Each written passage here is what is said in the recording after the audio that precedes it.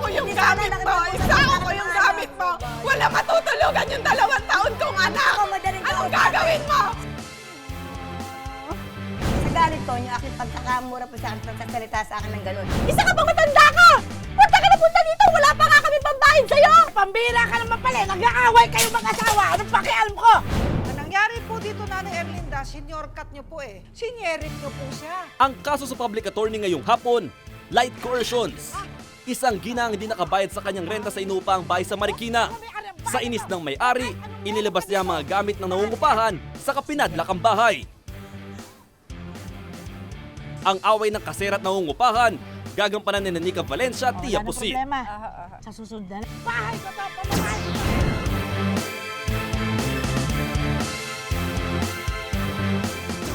Ipit na nangungupahan, binalasubas daw ng kanyang landlady at ang mas masakit pa dito, nang minsan daw nanalingat siya. Aba, ang kanyang mga gamit sa bahay, isinilid lahat sa sako at iniwan sa labas ng pintuan ng kanyang bahay na nirerentahan. Ang mga madadramang eksenang yan ang ating uusisain ngayon, mga kapatid. Magsitayo po ang lahat. Magsisimula na ang mediation. Ang mediation ay isa sa limited services ng Public Attorney's Office upang mabawasan ang dockets ng ating mga hukuman at maiiwas ang sambayanan sa mga problemang legal. Ang nais ko lamang mapakinggan ay pawang katotohanan, buong katotohanan, walang labis, walang kulang. Mangyaring maupo na po ang lahat. Ang nagrereklamo. Ang nagrereklamo, Erlinda Marcos, 28 taong gulang mula sa Tumana, Marikina City. Maaari bang isalay sa inyo ang mga pangyayari sa likod ng iyong reklamo? Nung po kasi September 1, nag-ano ako sa kanya mangupahan. Ang usapan dito, 1 month deposit, 1 month advance. Ay, sige po, wala pong problema. Talaga? Sige. Ito ha, buksan ko. Naku. Sige, tingnan mo. Ay, sige po Ilan nga pala kayo? Ay, 3 po kami.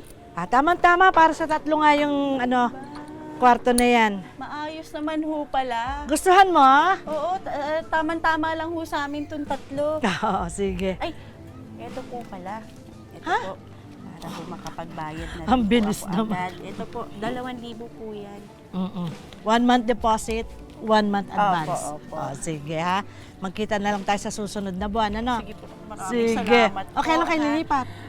Ano ho, eto, pagbayad ko sa inyo, lilipat na po kami. Sige. Tapos ng October 1 po, balibayad pa po kami. Tapos wala pa pong November 1, nakiusap ako sa kanya. Ano po kasi, nawalan ho ng trabaho yung asawa ko. Baka hindi pa ho ako makapagbigay ngayon. Wala yun. Alalahanin, di ba meron ka pang isang deposit tsaka isang advance? Di gamitin muna natin yun. Ay, sige po, salamat ho. Oo, huwag ka na mag-alala. Sige, sa susunod, Ay, sige ha? po. Salamat Sige. po. Wala nang problema. Aha. Sa susunod na lang, ha? Sige po. Sige. Okay. Ingat. Sige ho. November 1, hindi ka na nakabayad. Opo. Tapos hindi pa rin po nakakahanap ng trabaho yung asawa ko, sideline lang. December 1 po, hindi pa rin po ako nakabayad. Talagang ganyan. Kung wala, di wala muna. Oo nga po. Pero inaasahan ko, ha? Sa susunod, ha? Opo, makakaasa po kayo.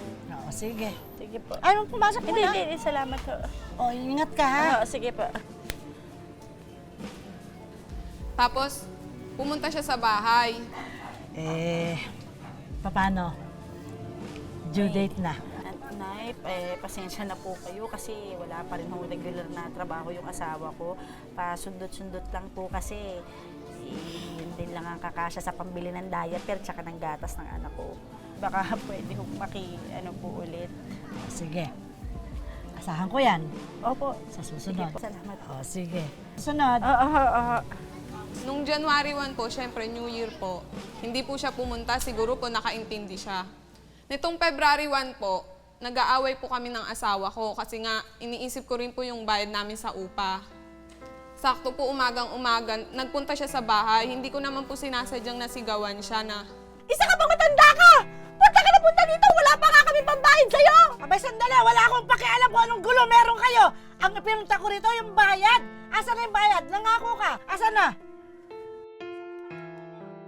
Itong February 3 po, naghuhugas po ako sa labas ng bahay. Hoy, Erlinda.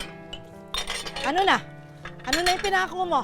Yung pangako mo sa akin, magbabayad ka. Asan na? Eh, ang kulit-kulit nyo naman eh. Sinabi lang ang wala eh. Magbabayad naman kung meron. Tapos po nung yun nga po, sinipa niya yung pinggan ko. Nabasag lahat. Opo, hindi pa po siya nakontento, pumasok pa po siya sa loob. Yung electric pa namin, binalibag niya pa po palabas. At ikaw, anytime pwede kitang palayasin! Sabi ko dun sa anak ko, Tarabe, alis tayo, punta tayong Project 3, manghiram tayo dun sa mga kaibigan ko. Sinama ko yung anak ko doon, nangutang ako sa mga kaibigan ko, nakahiram naman ako, 2,000. Pag uwi ko po ng mga 6 p.m., sarado na po yung bahay, nakapadlock na. Nasaktan po ako noon, sabi ko, saan kaya matutulog yung anak ko 2 taon, gabing-gabi na. Pinadlock. Opo, pinadlock niya po. Tapos Oh. yung mga damit namin nakasako parang basura. Eh, sana kayo natulog nung gabing yun. Ano po kasi, buti na lang po yung tita ko. Nangungupahan din doon. Ginawa po ng tita ko, doon na lang kami pinatuloy. Hindi ka, bago ka pumunta sa tita mo, binalawag mo yung bahay namin, pumunta ka sa amin. Sinabihan pa kung walang Paano ko matanda hindi ka, bakit babalibag? mo Ikaw pinabalik kaya, bahay namin? isako ko yung Hindi, sana gamit mo. nakipag-usap Isako ka ko yung ng gamit mo. Wala matutulugan yung 2 taon kong anak. Ako, madaling Anong kausapin. gagawin mo? Sana nagpunta ka sa amin. At tiyag mo mura hawak mo ko doon na sa po bahay. yung pera, Sa oras na yun. nakapadlock yung bahay nila. Pumunta po ako doon sa Hindi tinutuluyan nagpapadlock niya kami kasi ng bahay. taga-Bulacan po siya. May Ang bahay natin pinupuntahan lang maliit po siya din. doon pag naniningil siya. Hindi Pumunta ako doon. naniningil na doon. Ikaw ang inaantay Sabi kung ko, pumunta sa akin. Dahil Andiyan po simula, kasi ikaw Nanay ang nagpupunta Linda sa kasi akin. andito na yung pera. Bakit naman pinadlock niyo yung bahay? Wala kami matutulugan. Hindi ka lumalapit sa akin ng ganyan maayos. Dumating yung Binalabag mo yung bahay namin, lang lang kinabukasan. doon na yung pamangkin Hindi mo siya inabutan. Sino po? Andun mo ako. Wala siya. Ay, Wala hindi. daw Hindi siya. ako maalis Sabi ng ng bahay. kamag-anak niya Kahit doon. gabi, hindi ako maalis ng bahay namin. O Nasaan ang araw. asawa mo nun? Nagtatrabaho po siya, Hindi niya alam na wala nagsa-sideline na po kayong siya. uwian? Hindi po. Gabing-gabi na po siya nakauwi kasi nag-sideline po siya eh. Kahit kanino mo gawin yun, Ate Sino? Linda. Ako, kung hindi ako Kahit marunong kanino mo umintindi gawin sa'yo. yun, September, paano hindi tumira ka sa matutuwa amin? sa'yo. September, Oh, usap sa sandali, akin. naharap Erlinda. kita eh. Ano ang reklamo mo? Gusto ko lang po mabalik sa akin yung gamit namin. Mabalik yung mga gamit mo. Opo, hindi ko na po inahabol yung mangungupahan ako uli sa kanila. Number 1, walang matutulugan ang kanyang 2-year-old na baby. Number 2, kinandado ang kanyang bahay. Number 3, sinako ang kanyang mga gamit. At number 4, itinago pa ang iba. Kaya naman gano'n na lang talaga ang iyak ni Erlinda Marcos kay attorney. Dagdag pa nga niya, naku, hindi naman daw niya kasi tinatakbuhan ang kanyang responsibilidad sa pagbabayad ng upa kay Erlinda Binegas, kaya wala itong karapatan na ikandado ang bahay na inuupahan niya. Kayo ba ay taga-husgado? Hindi po. Sheriff po ba kayo? Hindi po. Nagalit lang ho ako sa kanya sa pagkakasagot niya sa akin. Oh, may dala po ba kayong court order?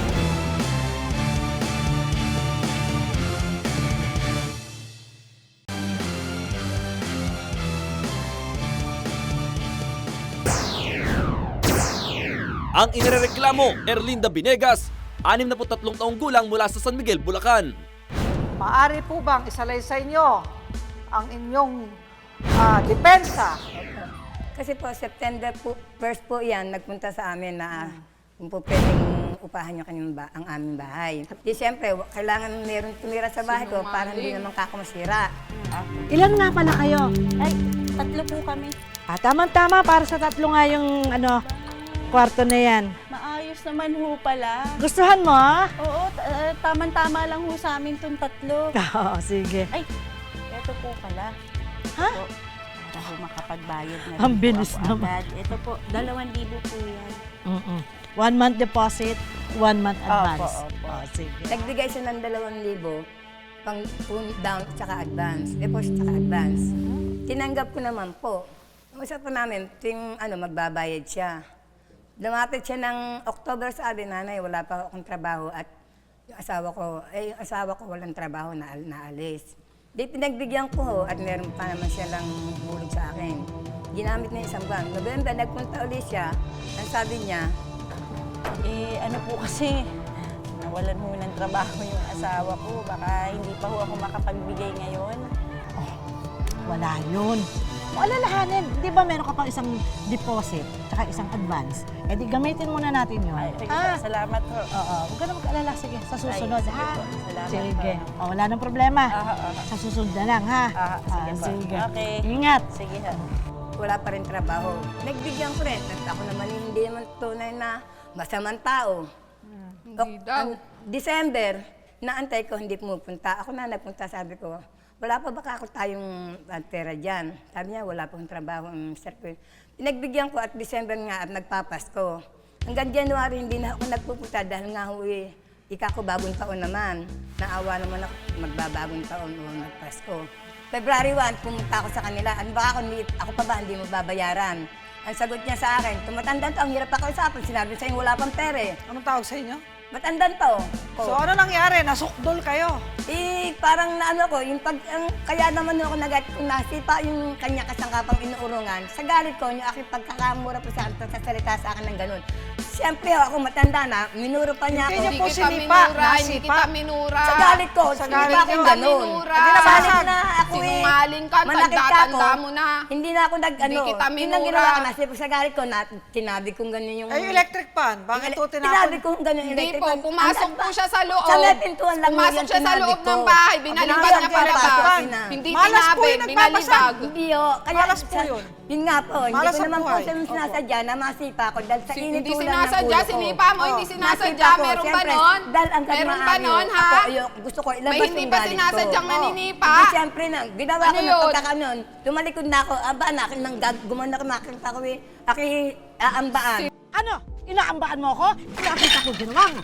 Baka akala mo, ha? Ako pa ang hindi tinatakot mo? Ginawa ko, Ngaling, umalis ang na tanda ako. mo na, papatulang Tama pa na kita, lang, kawawa ka lang hindi sa na ako akin. kumibo. Ang Pag inaantay ko na lang pinatulang ho. kita, Di pag alis ho niya. Kawawa ka di lang Pero ako sa akin. naambang Pag ka niya pinatulang nung kita. nasira mo na electric pan saka nabasag mo na yung mga plato. Wala ko siyang ginawa. Eh dahil nga ho eh. Eh, Kasalanan naman niya kung bakit kailangan niya nasipa ko. ambaan. Sabi mo, aambaan ka. hindi Nino? ko siya Yung inambahan, patalikod mo sinungaling ako. yan. Tama sa Inambahan, akin. Ano pang ginawa niyo sinungaling. nung umalis silang mag-ina? Umalis sila, naghanap ng pera. Yun nga, siyempre, bago ko pa, ikinanda din po, sinabihan ko pa siya. Ano sagot niya? Nung sinabi, Wala akong sinagot sa akin yan. Basta akin talagang baka hindi mo na nagmamadaling nadinig. malis. Lumabas silang mag-ina at naghanap ng Hindi pera. ko alam na sila lumabas na mag-ina. Oo, tapos? Dahil umuwi na nga ako kagad hanggat maaari. Ayokong ako Nung yung- umuwi ka na, anong ginawa? Bumalik ka doon sa bahay nila.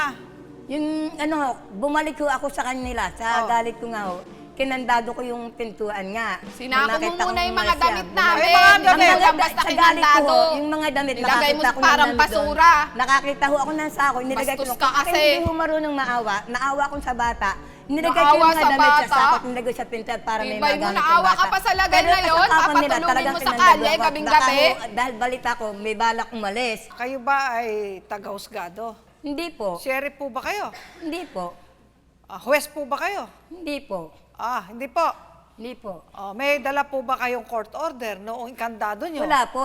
Sinabihan ko nga kasi siyempre, nagalit lang ho ako sa kanya sa pagkakasagot niya sa akin. Hindi ko, sa Paano tinding nyo po galit ko lang napasok ho. yung tinitira na yun? May susi kayo? Nasa akin ho ang susi ang duplicate na ano nga. May duplicate kayo. Oo. Bakit may duplicate kayo? Dapat nasa kanila lang yun. Hindi Dahil nga, kung upahan na nila. pagka-emergency kasi, yun naman yung susi niyo, pang-emergency lang kung sakasakali. Di sa Makati, pumasok po kayo doon. Hindi Sinako ako niyo yung mga pumasok. damit. Yung sa bungad Dito lang, pumasok. nakita ko ng damit. Saan niyo nakita yung Kawawa damit? sa'yo. Sa bungad lang ho. Ginawa ko, nakita ko ng sako sa labas, nilagay ko yung damit ko. Bakit nasa bungad? Sa loob na ng bahay yun, yung damit. Dito sa bungad ho. Yung mga Nasa nasa bus babala na niya. nakadura box Dahil yung may mga susi damit kayo. namin, inalipat sa Hindi sako. Hindi ko ginagalawan Alam nga naman, maglagay kami ng damit sa sako. Anong damit? Grabe ka. Sa loob, nandun yung damit. Kaya yun ang sinako Hindi mo. naman yung lahat ng damit ang nakita ko lang, yung damit na nasa bungad. Isang yun lang tanong, yung isang sinaka ko. sagot. Yung damit nasa loob ng bahay na tinitira nila. Sa bungad lang ho, di sa may Pero pintuan. hindi mo pa ako sinasagot. Nasa loob ng premises na inuupahan Opo. nila. Siya ho ba ay inireklamo nyo sa barangay dahil di nakakabayad ng upa? Hindi naman ho, dahil nga pinagbigyan ko siya ng una. Nung ba ipadlock mo yung pintuan nila, may kasama ka mga barangay tanod. Wala, kaya lang ho kung nang Wala. nagawa ko, dun sa galit ko, dun sa kanya, sa ginawa niya. Sa galit Yun, mo. napag-isip-isip ko rin na mali ang ginawa kaya lang inaantay ko siya makipag-usap sa akin ng maayos, pumunta sa bahay. Di hanggang Para- ngayon po, nakapadlock yung tinitira nila. Opo, nakapadlock Yung gamit po nila nandun pa Nandun rin, pa yung po. mga gamit. Yung kailan TV, DVD, Hindi yung mo kanilang naman kasi rice siya cooker. lumalapit sa akin. Nandun pa, nakapadlock. Hindi lumalapit. Opo. Hindi, parang ginawa nyo pong bilangguan yung Hindi, bahay oh. nila. Ang ano ko po tinutuluyan. niyan, pagka-padlock naman ng bahay, wala na sila, hindi na sila bumabalik ko doon. Alam mo, Ang pumayag ako inaantay ko sa magpapadlock kami kanya, ng anak ko sa loob.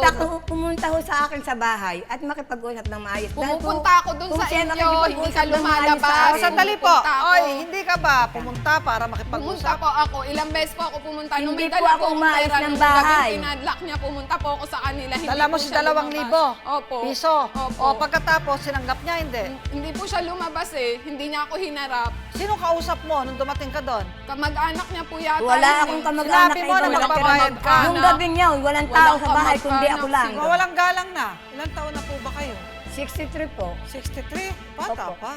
Ikaw, ilang taon ka na? 28. 28. 28 times 2. 56 po. Halos nanay mo na yan eh. Yun nga Yun po na nga yung ho, sama turing ng ko loob sa ko, Oo kanya. nanay. naman, nanay parang nga anak ako mo na siya. Hindi na nga nakakabayad ng upa, matapang pa at minura pa daw siya. Nako naman, kaya naman na bad trip na talaga to si Erlinda Venegas eh. Pero lahat naman daw talaga ay may hangganan, kaya kinandado na niya ang bahay na inuupahan ni Erlinda Marcos. Pero kung ang mga kapatid kaya natin dito ang tatanungin, kanino kayang sitwasyon ang mas naiintindihan nila? Sa akin lang ho, naintindihan ko yung matandang nagpapaupa kasi siya ay kailangan niya yung upa eh. So dapat lang na magbayad siya at saka magpakumbaba talaga siya. Hindi siya pwede magalit sa matanda. Ano kaya react ng mga kumari ko rito? Para sa akin, mas kampe ko dun sa nangungupahan. Kasi kahit ikaw ang nagpapaupa, hindi mo kailangan dapat bastusin ang umuupa sa'yo. Kayo naman po, anong say nyo? Para sa kay Nanay Erlinda, mali po yung ginawa niya. Dapat kinausap niya yung nangungupahan, binigyan niya ng pagkakataon kung kailan po silang paalisin na hanggat hindi makabayad po. Nako, pati ako talaga naguguluhan na rito ha. Pero sa ganitong klaseng sitwasyon, sino nga ba ang nasa tamang katwiran? At kayo po ay magpapile ng ejectment case laban dito kina Erlinda. Saka ang court po, pag natalo na sila, doon po mag-i-issue ng order, judgment, at kapag naging final na yon, doon lamang po magkakaroon ng writ of execution at paalisin doon.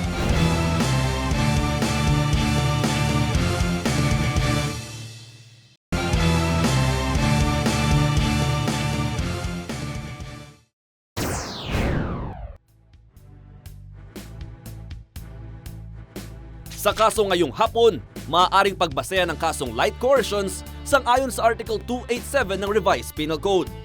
Sinasabi dito na ang sinumang tao na sa paraan ng dahas ay sinamsamang anumang bagay na nauukol sa may utang sa kanya upang ipangbayad dito sa pagkakautang ay papatawan ng parusang pagkakakulong ng 1 hanggang 2 buwan at multa na katumbas ng halaga ng bagay at hindi dapat bababa sa 75 piso. Anumang ibang pamimilit o di makatarungang paninikis ay parurusahan ng aresto menor o pagkakakulong ng 1 araw hanggang 30 araw o multang 5 piso hanggang 200 piso o kapwa nito. Halimbawa po ay merong hindi nakakabayad ng upa. Pwede magkaso ang nagpapaupa laban sa nangungupahan. Yun na nga po eh. Ang una niyong gagawin, kasi walang kontrata, ano po? Opo. Month-to-month basis yan. Opo. Pag nakalipas ang 1 buwan at di nakakabayad, pwede kayong magpadala ng demand letter sa kanya para magbayad. Nakipag-usap naman Dapat na may sila demand na letter po ayos. kayo. Eh, O ako naman, makaitlong beses sana, bago po kayo makapag-file ng kaso sa husgado. Pero bago po yun, kailangan magreklamo pa rin kayo sa barangay. Sa barangay po, ibablatter niyo po doon, po kayo ng tulong para po kayo makonciliate. Ngayon, kung walang nangyari, bibigyan po kayo ng certificate to file action ng lupon, tagapamayapa ng barangay. Saka po kayo makakapunta sa korte at kayo po ay magpapile ng ejectment case laban dito kina Erlinda.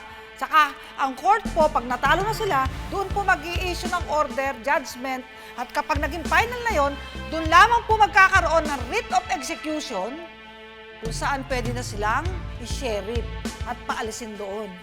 Ang nangyari po dito, Nanay Erlinda, senior cut nyo po yung batas po, nilagay nyo sa inyong kamay, kayo po mismo ang judge, kaya tinatanong kung judge po ba kayo? Kayo mismo po yung court employees at court sheriff, sinyerip nyo po siya. Kayo po ang binasak nyo pa nga yung mga gamit nila. Hindi Kayo naman po ang po. nagpadlock Ang para ano ko hindi sila naman po, makapasok. ako- Ang punto nga lang po doon, Paano po kayo makakapag-usap ng maayos? Pinuntahan nyo, pagkatapos nagkaroon kayo ng pagtatalo, tinadyakan nyo yung kanyang mga gamit. Siya na nga ho kasi unang nagsalita sa akin Ayun na ng nga masama. po yun. Wala po. Inabot Sandali mo po, ako. Nay. Ako muna po, ano. Yung pong paninira naman ng gamit nila, nabasag yung mga plato at baso, yung mababasagin ton, may kaso po yun. Article 327 ng Revised Penal Code. Malicious mischief po yun, pagwawasak ng gamit niya. Ngayon, para makoersyo siyang magbayad, ang ginawa nyo, pinadlock nyo. O yun, nagkakasala rin po kayo na isa pa ring batas ang sumasakop dyan. Ang batas na yan ay tungkol sa light coercion. Sa kagustuhan yung mabayaran kayo sa kanyang pagkakautang sa upa, ay pinapadlock nyo kayo hanggang sa makabayad. Yung light coercion, ibig sabihin, merong tao na ang gusto niya ay mapilit niya sa pamamagitan ng violence, pagsisira, o kaya ay violente po kayo, nagbabasag po kayo eh. Yan, para mabayaran yung utang sa inyo sa rentas. Dalawa na po yon, light coercion. At yung isa, pwede mo siyang kasuhan. May isa pa. Yung pong pagpasok nyo doon sa inuupahan nila, dwelling po ang tawag doon sa English eh. Ano po ang kasalanan na yon? Ang tawag po doon ay qualified trespass to dwelling. Nasusulat po sa Artikulo 280 of the Revised Penal Code. Kahit kayo po ang may-ari ng bahay, pinaupahan niyo yan, yung pong nangungupahan may karapatan po. Yung right to domicile na tinatawag. Dapat igalang yun, hindi basta papasukin ng sino man nang walang pahintulot. Presyon correctional po yan, medium and maximum period. 6 years na pagkakulong. Sa oras na kayo ay may ginagawang paninira ng kailang gamit o kaya ay paglabag sa batas at paglabag sa kanyang karapatan sa kanyang mga properties, nasusulat din po sa Kodigo Penal na may right po siya na i-depend ang kanyang properties. Defense of property po yun. Naintindihan ko nga po ngayon. Kaya Pwede nga ho niya kayong gantihan. Malinawan na nga ho ang Opo. isip ko. Kaya nga ho ako, sumama dito para makipag-ayos sa kanya. Mabuti po ang inyong desisyon. Tatanungin ko kayo, Ate Erlinda, asunto o areglo? Areglo po, basta po ibabalik niya po yung gamit namin. Paano yung asunto sa kanya? Mga kaso niya, malicious mischief, Babaliwalain qualified ko trespass na to po yun. dwelling, Hindi naman light ako- coercion, 3 kaso yan. Wala na Hindi yan. naman ako masamang tao, Nanay Linde. Ang gusto ko lang naman, mag-usap tayo, di ba? Tatanungin ko po kayo, nanay. Tinanong ko na siya, asunto o areglo? Areglo po. Anong pang-areglo mo? Ibabalik ko ho sa kanya lahat ng gamit niya. Yun naman yung talagang hangad ko. Gusto ko lang ho makipag-usap sa akin ng maayos. O, yun. Kahit hindi niya ako bayaran at ako hindi ng pasensya kung ano man ang nabasag ko sa kanila. Pero Sa kanya. mahanga po ako sa inyong salita na di bali, wag na siyang magbayad nung upang na naiwan nila. Basta isosoli mo, sumuko lang siya. So sige, Yun lang quits ho, na kayo. nanay ko, sir, Sorry ka na bilang kay nanay, magulang. kasi sagot ka na sagot eh. O, sige na, lapit ka na, Erlinda. So ibabalik na ang mga gamit mo. Nice, lalong madaling panahon. Bukas, Opo. ibalik mo na ha. Lahat ng Ibabalik gamit. ko po. Yung inaantay ko lang hulang naman siyang ano eh. Yan. O, sige. Tawagin na natin si Attorney Juliero para sa inyong kompromiso. Kasunduan. Kami na nakalagda sa kasunduang ito'y napag-usapat na pagkasunduan ang mga sumusunod. Una, nangangako si Ginang Erlinda Binegas na ibabalik ang mga gamit ni Erlinda Marcos. Nangangako rin ang bawat panig na sila na ay magkakasundo at magiging mapayapa ang kanilang pagtitinginan. Naintindihan ng bawat panig na ang sino mang hindi tutupad sa napagkasunduan ay may kaukulang kaso na maaaring isampa sa hukuman laban sa panig na lalabag dito. Handa na ang inyong kasunduan. Ay, salamat. Nagkabati na rin si Erlinda at si Erlinda. O, di ba, Nay? Bongga, happy ending, no? Dapat lang. Kasi wala namang hindi pinagkakaintindihan pag inaayos, di ba? Salamat nga at peace na silang dalawa. Ikaw, Mars, anong masasabi mo? Para po sa akin, mas naiintindihan ko po yung sitwasyon ni ate. Kasi po, parang, para po sa part niya, parang ang hirap po kasing magtrabaho, tapos may anak pa po siya. Kasi si nanay po kasi parang ano lang, parang naghihintay lang po siya ganun. Pero masaya na rin po ako kasi nagkabati na po sila. At happy ending talaga. O, Mare, parang ganda ng ngiti mo dyan, ha? Ito kay ate, Erlinda, dapat yung pagsasalita mo, ano lang, dahan-dahan lang. Kasi ang mga matatanda, matatampuhin na. Pero madali silang maawa. May point ka talaga dyan, pero alam nyo ako naman, kung tatanungin nyo ako talaga, napagano'n talaga ako nung nagbati si Erlinda at naway maging happily ever after na talaga ang storya nilang dalawa. Isang aral ito sa mga nagpapaupa na kung meron mang hindi na makakaupa, ay may proseso. Huwag ilalagay ang batas sa ating kamay dahil hindi tayo ang husgado at hindi tayo ang sheriff ng korte. At huwag tayong mag-iinit ang ulo hanggang sa tayo na ang masasadlak sa maraming paglabag sa Kodigo Penal. Aral ito, hindi dapat ang init ng ulo ang magdadala sa atin. Kung anong meron tayo at ikaluluwag ng kapwa, manong unawain natin ang kahirapan ng ating kapwa. Mas mabuti ang nagbibigay kaysa tumatanggap. Kaya lagi po nating tatandaan, pagdating sa batas, lahat patas. Ito ang inyong public attorney. Tapos na po ang ating mediation. Nakukuha mo na rin sa wakas sa mga gamit mo. Anong nararamdaman mo? Siyempre po masaya, tsaka masaya rin po kasi nagkaayos na kami ni Nanay Erlinda. Sana lang sa susunod na magpaupa ka, pag nakapas ng bayad sa'yo, intindi mo rin sila kasi hindi naman lahat ng tao pag siningil mo makakabayad ura-urada eh. Kasi lalo na pag may pinoproblema kagaya namin. Pero yung sa atin, wala na yun. Nanay Erlinda, parang at peace ka na rin. Tsaka ano ba yung luha sa mata mo? Ano ibig naman sabihin yan? Masaya lang naman ako at nagkaintindihan kaming dalawa. Ngayong aalis na si Erlinda sa pinapaupahan mo, mamimiss mo ba siya? Kahit pa paano, nasasagi rin naman siya sa isip ko kasi naman minsan lang kami nagkaroon ng hidwaan yung huli lang naman na nung una naman, di naman kami ganun.